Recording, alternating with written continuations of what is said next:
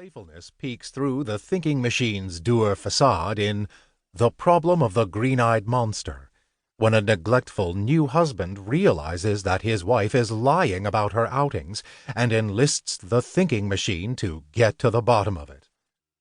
It turns out the wife just wanted that, her husband to be interested in her comings and goings, and the thinking machine openly admires her for her cleverness. In The Problem of the Stolen Banknotes, the solution rests on the thinking machine's ability to recognize that the thief loved his wife and wanted her taken care of. So, how best to communicate to her the location of his hidden loot while he languishes in police custody? Only an ingenious solution will do, and only a more ingenious man would catch him out.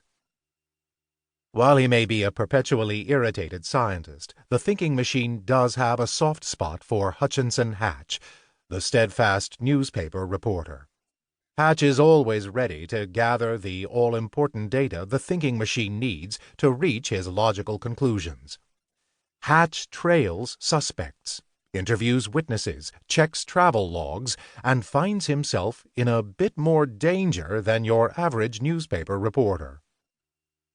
In The Problem of the Deserted House, the thinking machine gets a frantic phone call in the middle of the night proclaiming a matter of life and death, before he hears a gunshot, and the line goes dead. The thinking machine imagines that Hutchison Hatch is in danger, and he rushes forth with no hesitation. He traces the phone call, a feat all on its own, and discovers 3 men trying to rob a bank vault. The outnumbered thinking machine ends up in a coal bin, but it turns out to be an ideal way to overhear the criminal's plans. The fitting finale of this compilation is The Grinning God, a collaboration between Jacques Futrelle and his wife Lily May Futrelle, which appeared in 1907. May and Jacques married in 1895, and they had 2 children. May was also an author, and in the first installment of The Grinning God, titled Wraiths of the Storm, she set out to stump her husband's great detective. She sets up a mystery centering on a lone traveler who has lost his way in the night. In the second installment, The House That Was, Jacques' The Thinking Machine is on the case. While the solution may be a bit far-fetched, the very necessity of a fantastic solution is itself the perfect testament to Mrs. Futrelle's skilled setup. In April 1912, May and Jacques were passengers on the RMS Titanic on its fateful maiden voyage. While they were only letting women and children into the lifeboats, May initially refused to leave her husband, but he insisted. He perished in the Atlantic. 2 weeks after the Titanic sank, May wrote a 2-part newspaper article which remains an authoritative eyewitness account of the catastrophe.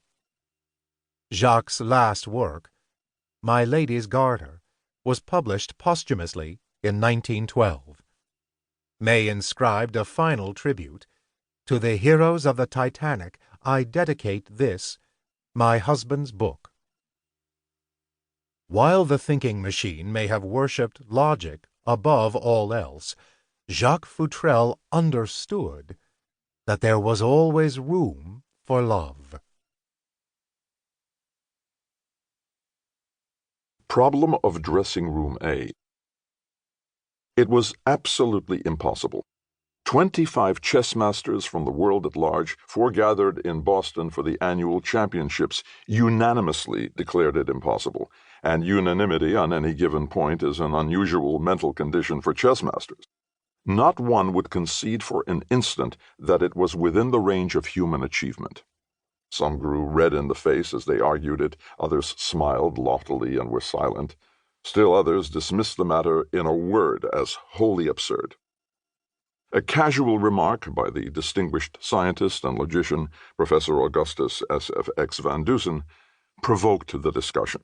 He had, in the past, aroused bitter disputes by some chance remark, in fact, had been once a sort of controversial